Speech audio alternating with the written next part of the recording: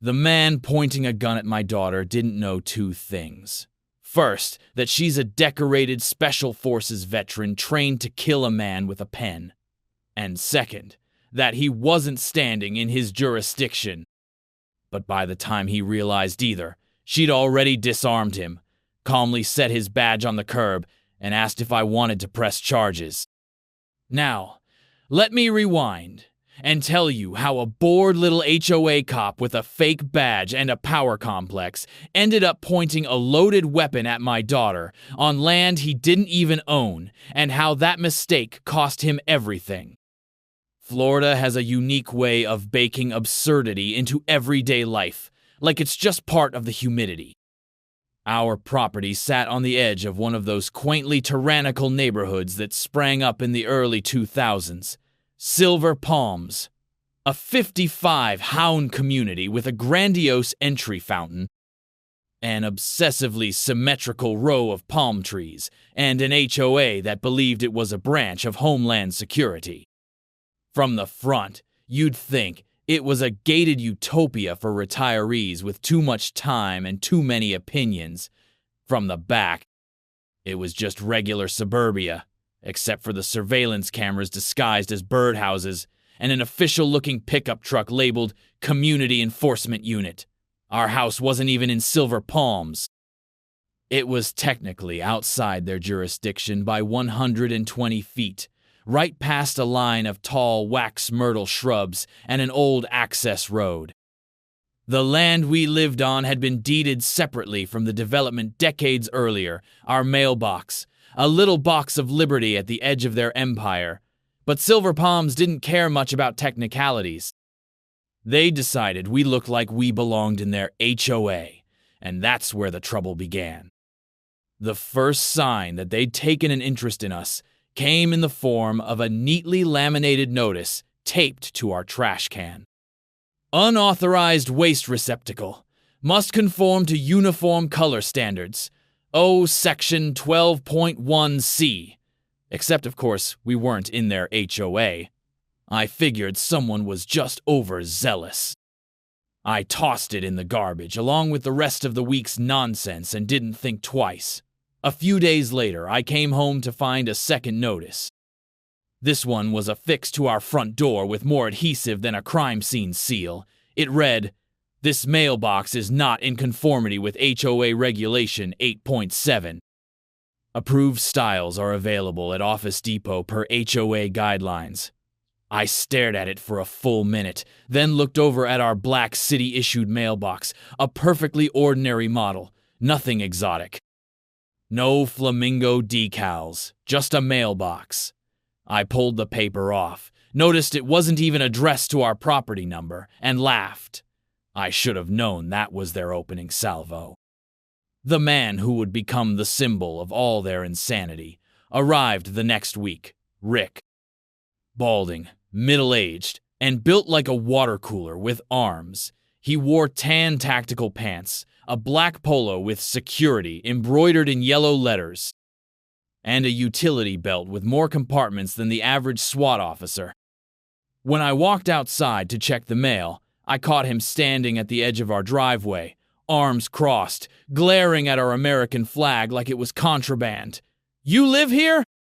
he asked, chin jutting toward the house. "That's the general idea," I replied, already annoyed.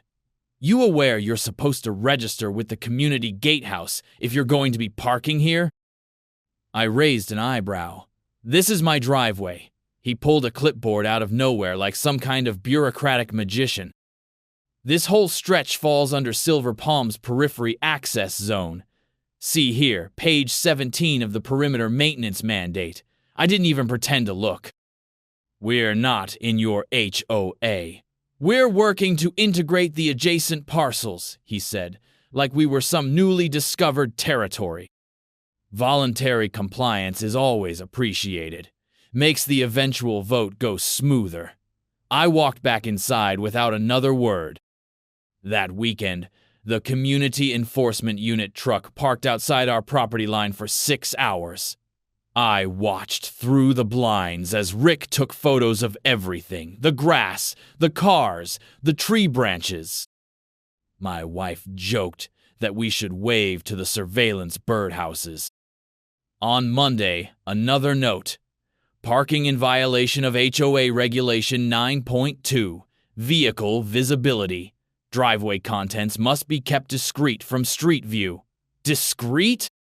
My car was parked in my own driveway, under a carport, on a lot that legally had nothing to do with their manicured dictatorship. I took the notice, scanned it into a folder on my laptop labeled Petty Ho Tyranny, and printed a copy of my property deed with the section highlighted that read, "Not subject to subdivision covenant restrictions." The next time Rick showed up, I handed it to him. "You're barking up the wrong jurisdiction," I said, trying to keep my voice neutral. He looked it over, squinting like I'd handed him a riddle. "Well, that might need to be reviewed by the board," he said, as if the board held any legal authority over land the county hadn't granted them. That was their thing, pretending power existed because they said it did. For a few days it went quiet. Then they escalated. I came home one Thursday afternoon to find a chain strung across the old access road that led to our driveway. Thick, industrial, wrapped in reflective tape with a shiny padlock and a bright orange sign. Private access. Ho members only. I stopped the car, got out, and just stared at it. My first thought was that they'd finally lost their minds. My second was that I'd finally caught them doing something I could take to the county. I pulled out my phone, took photos from every angle, then backed the car up and parked at the foot of the street. I walked the rest of the way home, called the sheriff's office, and asked politely whether a homeowners association had the authority to block a public access road to private property. The deputy laughed. "Absolutely not. If it's not Ho-maintained land, that's illegal. He advised me to remove the chain myself and file a complaint with the zoning board, which I plan to do that Monday." I went back down with bolt cutters, removed the chain, and leaned the whole mess against the HOA's sign like it was a trophy. I thought that would end it, but the HOA wasn't just playing a power game. They were hunting for confrontation. The following morning, I caught Rick in our yard, not the access road, our yard. He was standing near the edge of the shrubs, scribbling something in his notepad. "Can I help you?" I asked, keeping my dog back with one hand. Rick looked up, like I was the one who'd crossed a line. "I was inspecting vegetation encroachment. The HOA has certain shrub height policies for property borders. And once again, this isn't your jurisdiction," I said, stepping forward. "Get off my land!" He didn't budge. "You'll be receiving a notice," he said. "It's better if we work with the board than against it." "You're trespassing," I snapped. "Leave, now." Finally, he turned and marched off through the gate he had no right to use, slamming it shut behind him like a child denied dessert. That night, I reviewed our footage, clipped the video of Rick entering the yard, and forwarded it to the county code enforcement office. It wasn't the first complaint they'd received about Silver Palm's overreach, but it was the most recent. I also printed out a timeline of every incident, every note, every photo, and added them to a binder. I wasn't just defending my property anymore. I was preparing for war. Still, none of that compared to what happened next. Because it's one thing when someone targets your land. It's another thing entirely when they come after your kid. My daughter had just gotten back from a deployment overseas. She served with special forces, intelligence, and direct action, though she never talked about it in detail. The kind of soldier who could quietly dismantle a rifle blindfolded and blend in at a church bake sale the next day. She came home for a few weeks to decompress and help around the house. One evening, she took my truck to grab groceries, promising to be back before dinner. When she didn't return on time, I figured traffic, but then I got a call. Her voice was calm, but her words chilled me. "Dad, I need you to come down to the Silver Palms gate." "Why?" I asked. "Is everything okay?" There was a pause. A man just pointed a gun at me. Silence. Then, He says he works for the HOA. That was the moment I realized they'd pushed too far. Not just legally, not just morally, but dangerously. I told her to stay calm, that I was on my way. She just chuckled. "Don't worry," she said. "I've already handled it." The sun had just started to dip behind the palms when my daughter, Olivia, pulled up to the Silver Palms entrance gate with a trunk full of groceries and zero patience for suburban cosplay lawmen.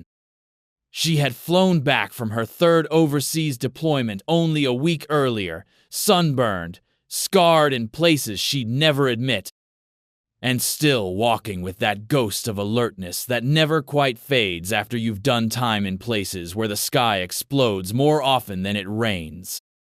She wasn't wearing fatigues or anything tactical, just leggings, a tank top, and a ball cap, but her posture alone was enough to make most people think twice about challenging her.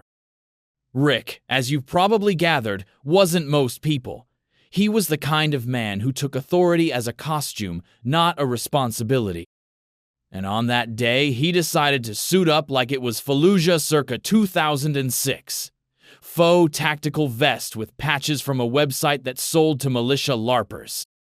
A radio on his shoulder that didn't seem connected to anything, and, most egregiously, a holstered pistol that looked a little too real to be a prop.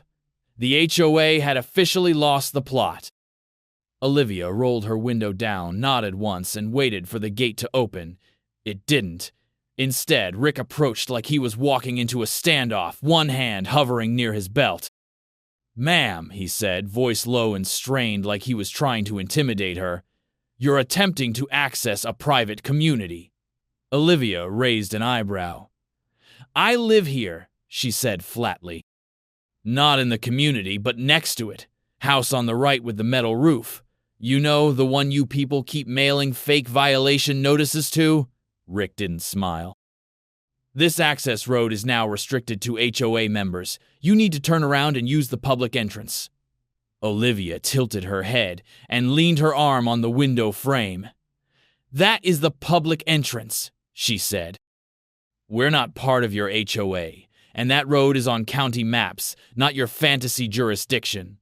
She held up her phone, already recording, and zoomed in on the parcel sign bolted to the fence line. "You see that marker? That means you're standing on a right-of-way." Rick didn't appreciate the geography lesson. "Ma'am, I'm going to have to ask you to exit the vehicle." Olivia narrowed her eyes. "On what grounds? Trespassing," he snapped. "Failure to comply with HOA directives." At that, Olivia actually laughed. "You mean HOA suggestions?" she said. "Because until your badge comes with a county seal and your paycheck comes from the sheriff's office, you're just a guy playing dress-up." Rick stepped back, hand moving to the strap of his vest. "Last chance," he said, and this time his voice wasn't trying to sound tough. It was scared. Maybe he sensed something wasn't right. Maybe he'd finally noticed the way Olivia kept her hands in clear view, but her feet perfectly positioned, her shoulders squared, eyes not flickering once. She was calm, he wasn't. And that's when Rick did the unthinkable. He reached for his hip, unsnapped his holster, and pulled a 9mm pistol. "Step out, now," he barked, pointing the gun toward the front of the truck. For one long second, everything froze. Olivia's fingers gently tapped the window once, then twice. I'd seen her do it before, right before she broke a training dummy's arm in 3 places during a simulation. "You really don't want to do this," she said, her voice suddenly slow, like she was talking to a drunk man on a ledge, but Rick was too far gone. He waved the weapon toward the ground and shouted again, "Out of the car!" So she got out. Slowly, hands raised, body language as non-threatening as a yoga instructor. She closed the door with one finger and stepped around the front bumper, staying in full view. "You need to put that weapon down," she said. "You're not law enforcement. You have no authority here, and you just committed a felony." Rick advanced a half step. "Hands where I can see them." "They're literally up," she said. And I'm warning you." He never heard the rest, because in the space between one breath and the next, Olivia moved. 3 steps forward, one sweep of her arm, and Rick was on the pavement, gasping for air with one wrist twisted under his own weight. The gun slid across the asphalt and came to rest under her boot. She didn't kick it, didn't touch it, just stepped back, crouched next to Rick, and spoke with the patience of a parent disciplining a toddler. "You're lucky," she said. "Because if I wasn't tired, and if I wasn't fresh off 20 hours of sitting in military transit waiting to come home and not be in danger, you wouldn't be breathing through both nostrils right now." She pulled out her phone again, hit record, and panned slowly from the gate to the gun to Rick's face. "Say hi to the county sheriff," she muttered. By the time I arrived, lights were already flashing. 2 patrol cars, a third pulling up behind mine, and Olivia standing calmly to the side while Rick sat on the curb, cradling his wrist and trying to look like the victim. I parked sideways in the grass and walked straight to my daughter, who was giving a statement to one of the deputies. Her voice was flat and professional, just the facts, no emotion. She'd flipped the switch. I put a hand on her shoulder. "You okay?" She nodded once. "Better than him." I looked past her at Rick, now flanked by a pair of officers who were clearly unimpressed with his explanation. The lead deputy, a tall woman with mirrored sunglasses and a deputy's cap tilted just so, turned to me. "You, the homeowner?" "Yeah," I said. "And that," I pointed to Rick, "is the guy who's been impersonating law enforcement for the last 6 weeks." She nodded. "We've had complaints. This is the first time it crossed into criminal." Pointed a loaded weapon at my daughter, I said. "On public access property. That's not just impersonation, that's aggravated assault." "We're aware," she said. "We've already confirmed he has no security license registered in the county. That badge is from a novelty site. The vest is surplus. The gun's real, though. Concealed carry permit, but not a damn bit of training to go with it." I glanced back at Olivia. "He's lucky," I said. The deputy nodded. "Yeah, he is." They cuffed him without fanfare. No shouting, no drama, just zip, click, and a slow walk to the back of the cruiser. Rick tried to protest, tried to spin some nonsense about private citizen enforcement and community sovereignty, but the deputies weren't buying it. I saw one of them roll his eyes so hard I thought they might fall out. Rick was placed in the back seat, the door shut behind him, and the deputy turned to me again. "You planning to press charges?" "Oh," I said, smiling for the first time all day. "I absolutely am, but I'm not stopping with him." The deputy raised an eyebrow. "Ho involved," I nodded. "They hired him, paid him, armed him, let him harass non-members, and they authorized him to secure a public road with a private firearm." She pursed her lips. "You planning to get a lawyer?" "I already have one," I said, "and the county zoning office is next on my list." She patted her notebook closed and smiled. "Well," she said, "looks like Rick pointed that gun at the wrong girl." I looked over at Olivia, still perfectly composed, now sipping a Gatorade someone had handed her. "Yeah," I said. "But that's not even the worst part. He pointed it at my daughter, and I've been keeping receipts." As the patrol cars pulled away and the lights disappeared down the hill, I turned back to the gate. Rick's toy badge lay in the grass next to the dropped gun case. I picked it up and turned it over in my hands. Cheap aluminum, no state seal, just the words Community Patrol engraved above a fake eagle. I tucked it in my pocket. A souvenir, a reminder. Then I walked back to Olivia. "Ready to go home?" I asked. She nodded. "Let's cook dinner," she said. "I'm starving." And just like that, it was over, for now. Rick had been exposed. But Silver Palms was still standing. And the HOA? They hadn't even begun to understand the storm they'd just invited. Because the next time they sent someone to enforce the rules, they'd be facing the county, the court system, and a very public scandal. And all because one fake cop decided to mess with the wrong girl. The next morning, after Rick's impromptu perp walk and an unusually quiet night in the neighborhood, I started pulling threads.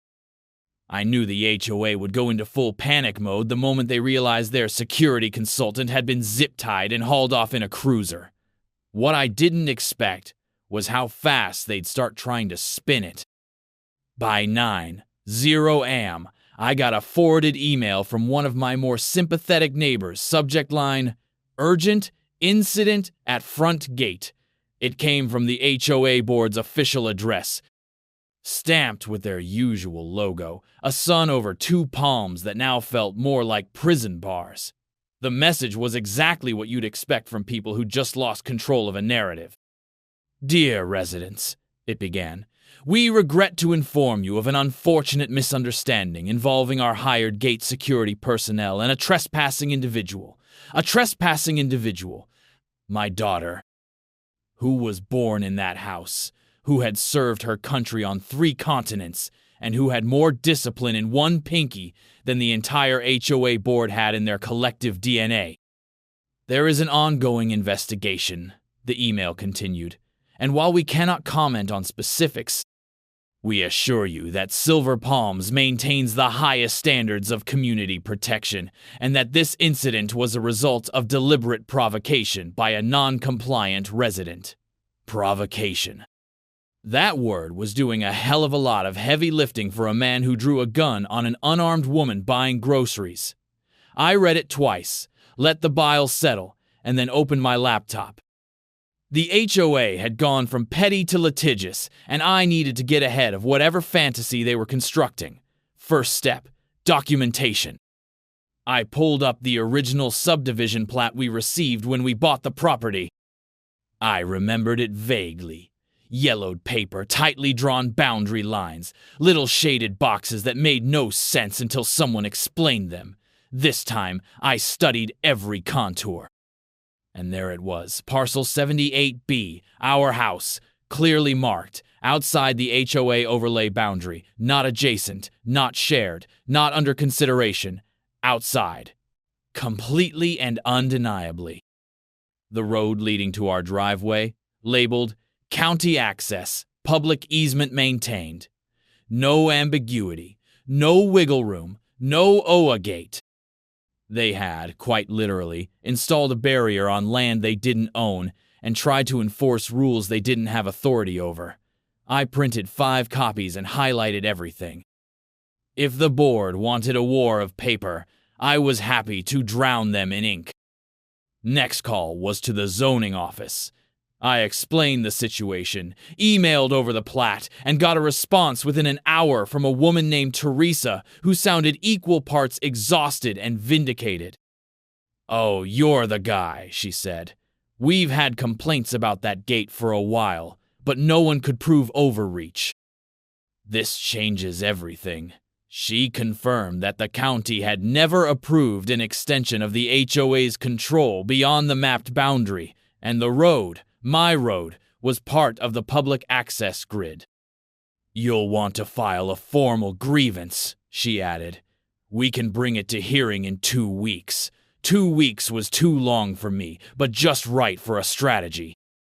My next call was to Marcus Fields, a lawyer I knew from my days dealing with land use disputes at the local contractor board. Marcus was slick, old school, and absolutely ruthless when it came to property rights.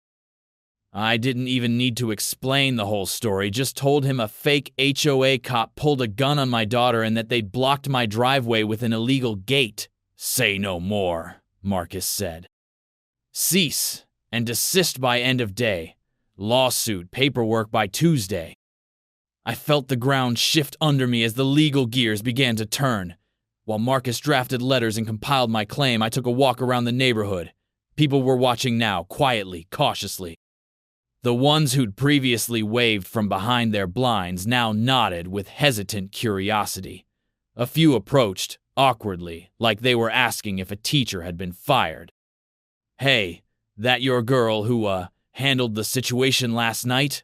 I nodded. "She okay?" "She's fine," I said. Better than the guy who thought his badge meant something. Word had spread, and not just through the grapevine. By mid-afternoon, the video was everywhere. Olivia's dashcam footage. Rick's fumbling hand pulling the weapon, her disarm, the clean, clinical way she neutralized the threat and waited calmly for real police. It was cinematic, controlled. Embarrassing for the HOA. The footage hit Facebook groups, Reddit threads, even TikTok. OA cop gets wrecked by Army veteran. It had over 1 million views by dinner.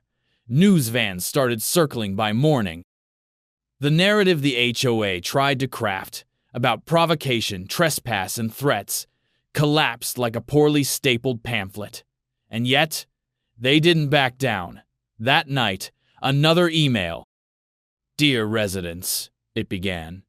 "We urge caution and unity as outside influences attempt to destabilize our community. Misinformation is being spread by a rogue household, not in alignment with Silver Palm's values." They included a blurry screenshot of Olivia standing beside the cruiser, looking like a stoic action hero next to a sobbing Rick. "This is not who we are," the email whined, but it was exactly who they were, and now everyone could see it. Still, the HOA wasn't going quietly. They doubled down, sent mailers about safety reforms, hosted an emergency community forum where Karen Bishop, the HOA president, gave a teary-eyed speech about how Rick was just trying to protect the neighborhood, and how certain neighbors were intentionally escalating tensions for attention. They even tried to circulate a petition demanding we remove security threats from the perimeter. That backfired spectacularly. A dozen residents pushed back, including a former Air Force medic who stood up and asked, "If someone had pointed a gun at your daughter, what would you call it? A misunderstanding?" They had no answer. Meanwhile, Marcus and I were loading the legal cannon. The cease and desist landed in the HOA inbox by 4:00 p.m. Friday, complete with a notarized affidavit from the zoning office and photos of the illegal gate with timestamps. The damages filing included trespassing, unlawful detainment, psychological trauma, and misuse of community funds for unauthorized security. We named the HOA, Karen Bishop, and Rick individually. But the kicker was the county's response. With our complaint officially filed, the county issued an enforcement warning. The gate had to be removed within 14 days, or the HOA would be fined $10 per day for obstruction of public access. That was the first real hit that stuck, the first crack in their porcelain armor. But the landline, the real blow, came when I unearthed an old document buried in the local planning commission's archives. A boundary covenant written by the original developer of Silver Palms. It stated, in plain, unmistakable terms, that no expansion of HOA authority could be made without 100% consent from bordering parcels. A line in the sand, a legal moat, and the best part? It had been updated after our property was built, meaning even if the HOA got every other neighbor to sign over power, they couldn't force inclusion without our consent. We weren't just outside their reach, we were legally bulletproof. I brought it to Marcus, and he smiled like a man who just found the final puzzle piece. "We're not just going to win," he said. "We're going to bury them in their own paperwork." The backlash started turning inward. Residents began asking questions. Why weren't we told the gate was illegal? How much of our dues went to Rick's contract? Who approved this without a vote? Karen's answers became more evasive. Board meetings became battlegrounds, and every time they tried to regain footing, another clip of Rick flailing on the pavement made the rounds. The HOA had built their kingdom on the illusion of control, but once the veil lifted, they looked less like rulers and more like theater kids who lost the script. The line between enforcement and intimidation had been crossed, and my daughter, calm and lethal as she was, had exposed it to the world. They still hadn't removed the gate, but now it stood empty. No guards, no patrols, just a flimsy barrier marking the last remnant of their collapsing empire. Every time I drove past it, I smiled. Because it wasn't just a gate anymore, it was a countdown. 14 days, then the fines began, then the lawsuits, then eventually the resignation letters. But all that would come later. For now, I was patient. After all, I'd waited years for peace. I could wait a few weeks for justice. The hearing was scheduled for a Monday morning, but by the time it arrived, the courtroom was standing room only. You'd have thought it was a celebrity trial from the way people crowded the hall, whispering about the Gate case, like it was the latest Netflix documentary. And in a way, it was. Everyone in Silver Palms, and a good number of people outside it, had watched the video by now. Rick, in his faux operator glory, drawing a weapon on a woman half his size and twice his training. My daughter standing like a statue, unbothered, calm, composed. The footage had already cost the HOA their narrative.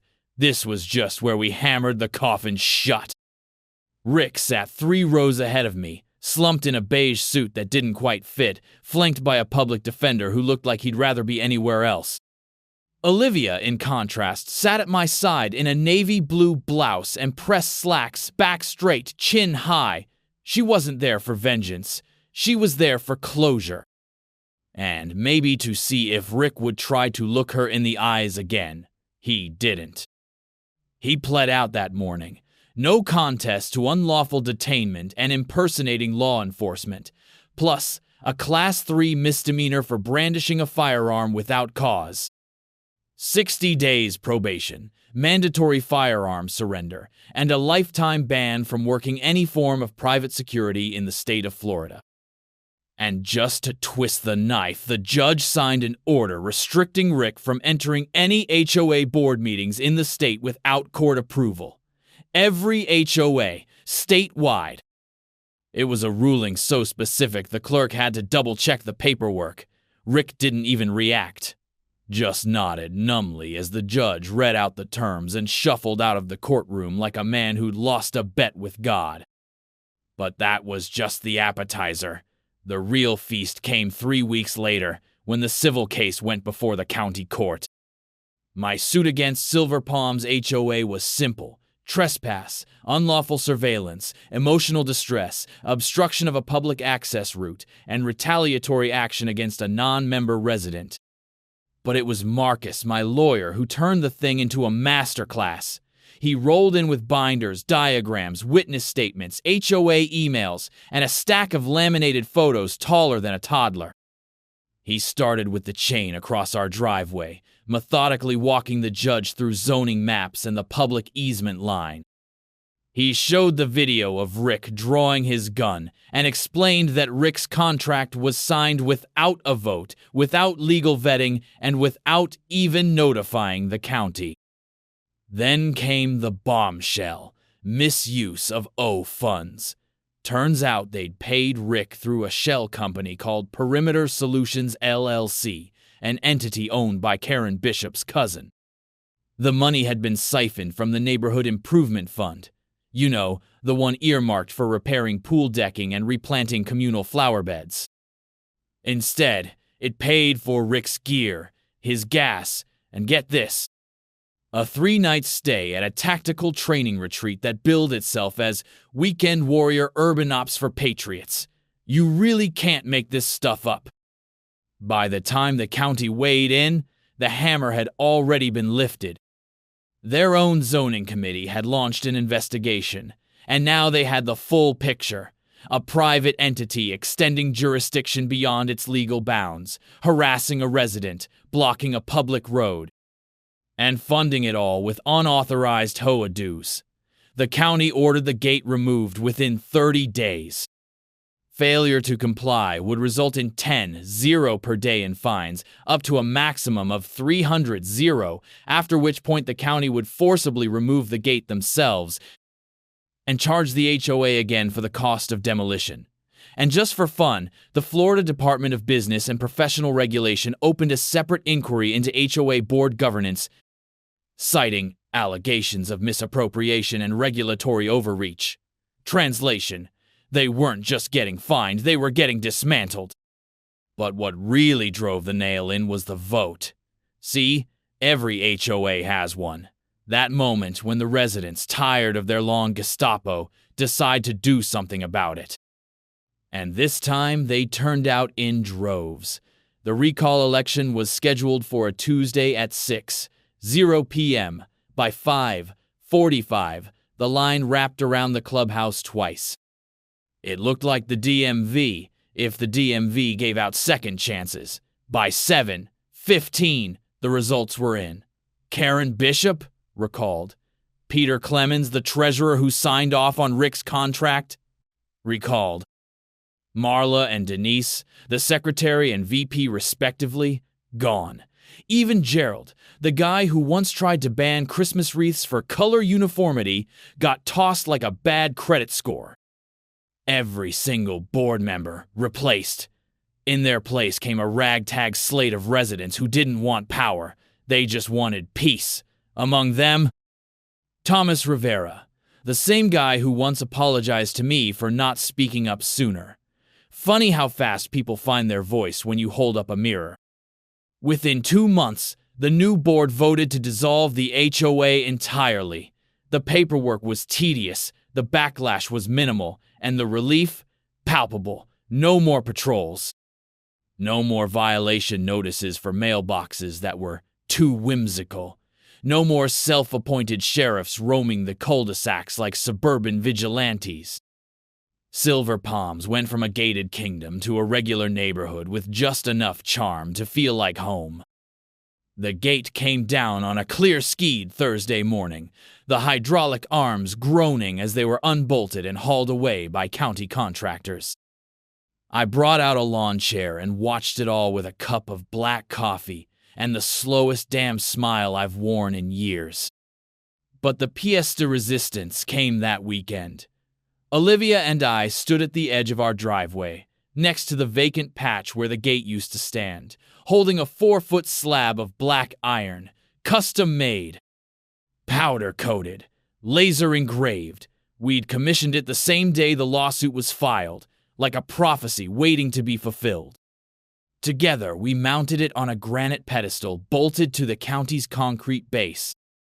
The sign read in thick Gothic font, "This is not your land." Below it, in smaller script, just for flavor, dedicated to the ones who mistook control for ownership. The neighbors came by in waves to take photos, sip coffee, nod approvingly. One old veteran saluted it like a monument. Peace returned, but it didn't come quietly. It came like a storm that washed out the rot and left only clarity in its place. Rick moved out of state. Some whispered Arizona, others said Tennessee. It didn't matter. He was banned from HOA leadership roles in the entire state of Florida and flagged in 2 others for impersonation charges. His name became synonymous with the phrase, "what not to do." Karen? She sold her house at a loss and moved in with her daughter across town.